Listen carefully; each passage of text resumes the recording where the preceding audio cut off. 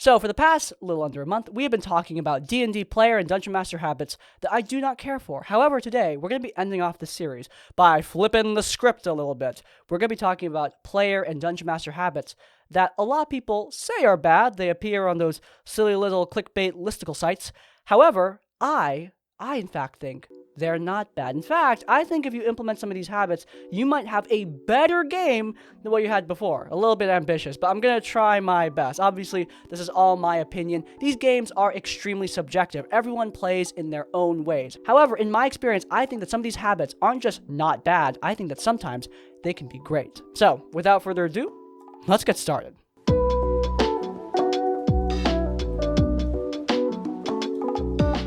Alright, so bad habit number 1, edgy characters. Whether they be edgy player characters, edgy NPCs, I think that these characters get a really bad rap. I know, a bit of a light take, a lot of people agree with this. Agree that edgy characters are not necessarily a bad thing, but at this point we see so many horror stories about badly executed edgy characters that I think a lot of people get afraid to make something a little bit on the darker end. Now, why do we see so many horror stories about edgy characters? Well, I think the answer is obvious. To me, it's because when an edgy character happens to also be an annoying or obnoxious character, it's a lot more obvious. All character tropes or types, they all have the potential to be annoying and obnoxious. Though, when you combine annoying and obnoxious with edgy on top of it, you get something that, for lack of a better word, is really, really cringy. So that's why you see it get written about so much. It can get really, really obvious when an edgy character just is not working. I think the reason for this is quite simple. The biggest one is that edgy characters also tend to be antisocial characters, lone wolves, though really, I don't think that's always the case at all. The two most famous D&D examples I can think of off the top of my head are Percy DeRollo and Caleb Widowgast from Critical Role. These characters are very much extremely edgy, but they work really well in their shows and they have huge fan bases because Caleb and Percy are not antisocial. They still have a party dynamic. They still talk to the rest of the group. A piece of advice that's thrown around a lot is don't be Batman. But when I think of Batman, I think of the Justice League Unlimited Batman. And this is an edgy character who would work great in a D&D party. He's an edgelord, however, he still interacts with the rest of the group. He still has a dynamic with the rest of the Justice League. He has friendships and relationships. He talks to the rest of the party, so to speak. And that is awesome. This is the exact kind of edgy character that you should strive to be. Sure, Batman still has his edge in this show. They didn't soften Batman, to say the least. It's one of his most famous appearances. But Kevin Conroy's Justice League Unlimited Batman still has relationships. He still builds up the story and he builds up the group. And that's exactly what you want out of any character. And edgy characters have that potential too, if you do them right. I don't think it's a mistake to make edgy characters, whether they be NPCs or player characters. In fact, I think they can add a lot to the dynamic and make for even better D&D parties. It's not mandatory, but I think it can be awesome. Next up, and this one is one that, okay, again, a little bit light. We'll get into the more spicy ones maybe. I'm not known for my hot takes, okay? But don't rip off things is stupid advice, and I'm really tired of hearing it, and I'm even more tired of people complaining about it. Seriously. Everything is based on something. I don't know who needs to hear that, but apparently it's a lot of people, because I see this advice way too much, of people complaining that players are ripping off certain characters or DMs are ripping off certain things from another setting or another story. Now, can this be bad? Absolutely. Just like everything we're going to talk about on this list, everything has the potential to be bad, just like this. Sure, DMs can take this way too far, creating very plain fanfiction-esque homages to their favorite stuff. Sometimes players can take this way too far, porting characters from existing properties and making it very, very obvious who the character is supposed to be. But aside from those extremely extreme examples, ripping things off is something that everyone's going to do eventually, even on accident. Seriously, I can't count the number of times my players have compared my campaign to One Piece. I have never seen One Piece. What really saddens me is when players get afraid to base their character off of a common trope or a favorite character from a movie or a television show because they're afraid of being a ripoff, and that sucks. Kalia Solfero, this character right here, she's from Shadow over Kerkonos, a D&D campaign I ran on this channel, and people liked her, and guess what? She is a ripoff. She's based off of Annie Edison from Community and Arya Stark from Game of Thrones. And I took those two characters together, and I made Kalia out of their personality traits, combining them together into a new character. Meshing characters together like that creates new characters entirely. You're not ripping things off, you're taking inspiration. Hell, I think it's even fine to just take from one character and play them in your D&D game. Like Ginny D said in a really old video from like 2 years ago, if you want to just play Daenerys Targaryen in your D&D game, nothing really is stopping you unless you want to make it extremely obnoxious. And that goes for every single point here. Ripping off characters or locales is not always a bad thing. In fact, the vast majority of time, it's a good thing. Striving to be wholly original can lead you to overworking yourself. Don't break what's already working. If you see something that you want to take inspiration from, pour it into your D&D game and make it your own, that is awesome. Hell, Shadow for Kaer Konos, that show I talked about earlier, I mean, if you're familiar with the Dishonored series, you would know that the setting, Kaer Konos, is just Sarah Konos from Dishonored with a K in its name instead of an S. That's it. I mean, it can't get more blatantly ripped off than that. Yet that show, I really enjoyed running that campaign. My players really enjoyed playing it, and the people who watched it really enjoyed watching it. It wasn't a bad thing that I ripped off a name from Dishonored. It didn't matter at all, even if I didn't even bother to make it not obvious, right? I think ripping off and taking inspiration is not a mistake. In fact, the vast majority of the time, I get really sad when people get overly worried about it. It's okay to not always be wholly original, because at this point in life, come on, what even is wholly original anymore? Next up, long write-ups. We did a whole video about this a while ago based on a really dumb tweet. Next up, long write-ups. This goes for DMs and players. Ginny D made a video about the DMing end of this, so I'll keep that part light. When people talk about DMs writing too many notes or writing too many descriptions, I think that's stupid. Prep to your needs. If you need to write stuff out because you can't come up with it off the top of your head, I think that is totally respectable. If you need that, awesome. If you just like that, awesome. I think that it doesn't matter how long the write-up literally is. We're not 8th grade English teachers checking the word count of an essay. We're dungeon masters playing a board game. It's not that complicated. The same thing goes for player backstories. A lot of the time, I'll see the advice of player backstories shouldn't be too long. And generally, I agreed with this, but I, again, am not overly focused on the literal word count of the backstory. Like I said, I'm not an 8th grade English teacher. I'm much more concerned with the content. The main problem with a super long backstory is that the content becomes difficult to parse through. If there's too much to work through, it's much harder. Not kidding when I say that one of the first emails I ever got as Crispy's Tavern was somebody sending me their 20-page orcish warrior backstory. I mean, holy hell, that lady orc had a lot of narrative, and I didn't read any of it, mostly because I have no idea who the hell sent that or what their reasoning was. But if that was a player of mine, yeah, 20 pages, that's a little bit much. But I'm gonna be honest, if they had a TLDR or a bullet-pointed shortened version of the backstory, I really wouldn't have minded. As long as the backstory is digestible, I'm good. I'm not worried about the literal word count. In fact, hell, if a backstory is like 10 pages long, sure, I might not read it immediately, but that's a lot of content for me to sift through. If somebody creates a lot of intricate descriptions of characters or places in their backstory, that's really useful to me as a dungeon master. Sure, I might not consume it all right away, but I find it useful, especially later in the campaign. I think the main thing is flexibility. If you want to write out a long backstory, also have some kind of bullet-pointed or TLDR list so that your dungeon master can easily parse through it. I think that when we write things out like, when we say things like, don't write too long of a backstory, it scares people who are really invested in their characters, and I think that really sucks. I want you to be invested, and if you want to write a long narrative, I think that's really cool. Just make sure to write a short version of the long narrative so I have easy consumption when I need to quickly prep a game.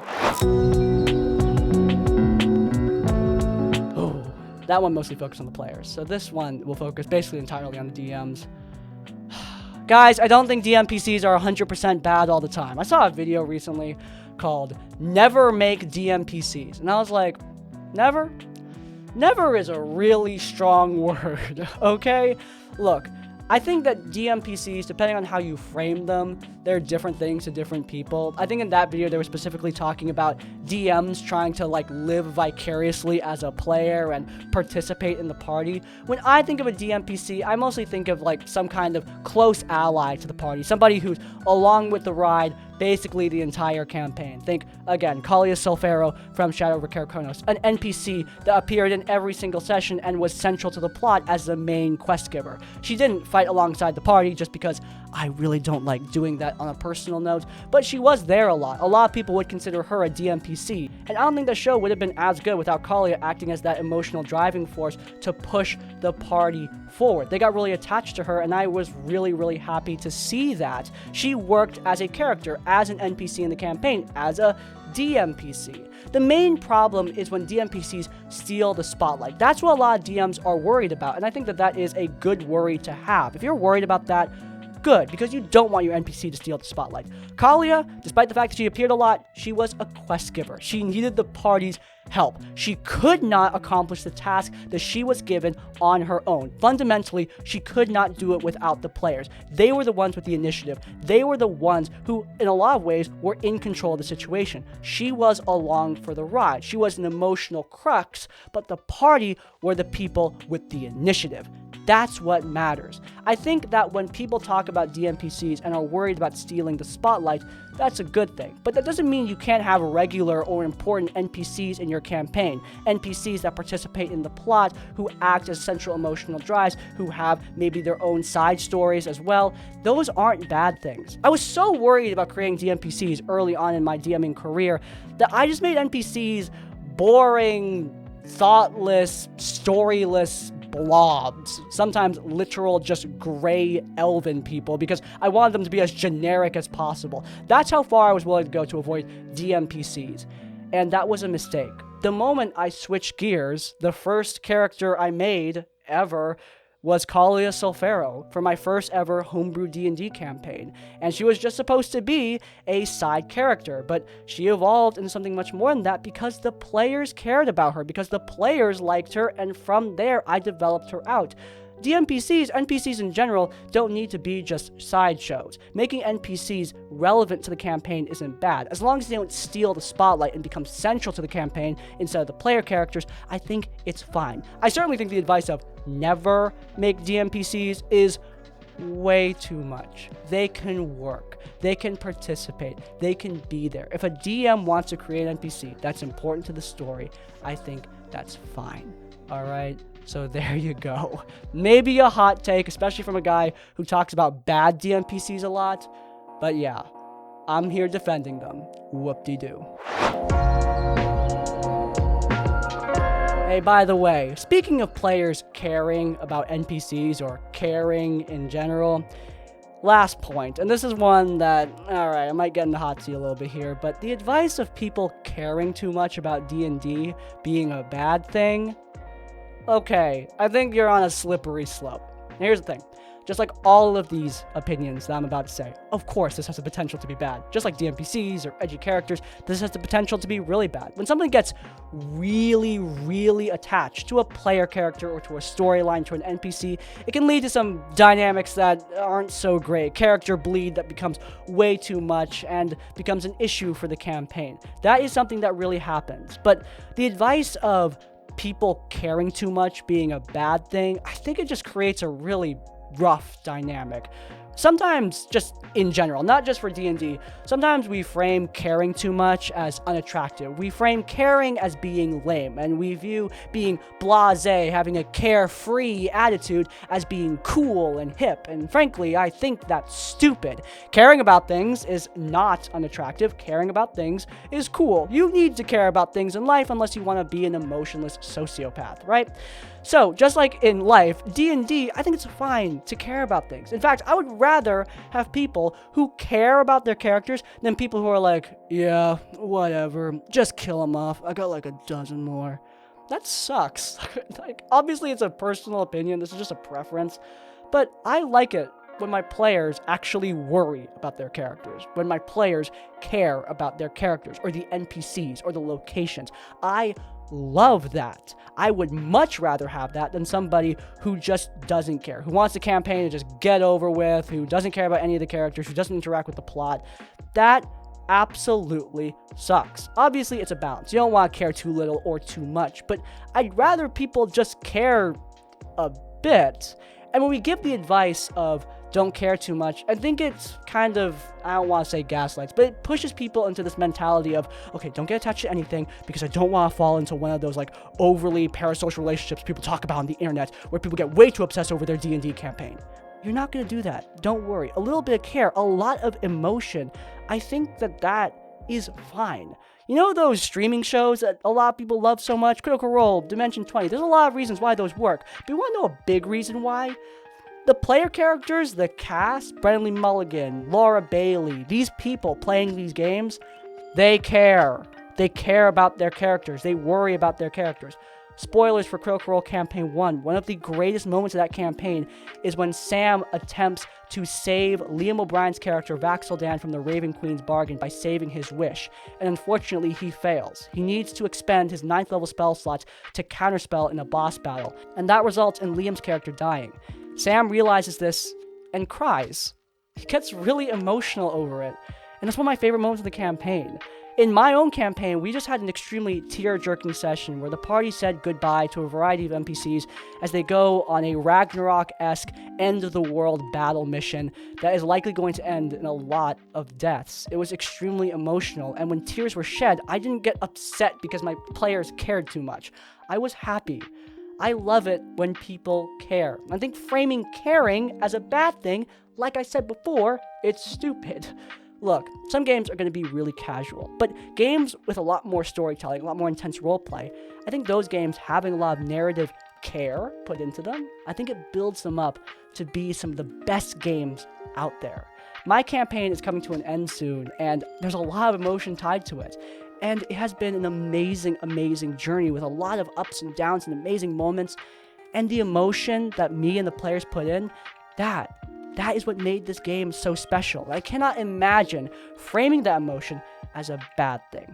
Now, of course, like I said, with all these points, all of them have the potential to be bad, but they all have the potential to be great. And framing these things, DMPCs, caring too much, long backstories, as 100% bad, as mistakes that people shouldn't make, I think it drives new players to avoid some stuff that could be really, really cool. I hope I opened up some discussion here, looked at some things we usually see as bad, opening up a different perspective to see them maybe even as good.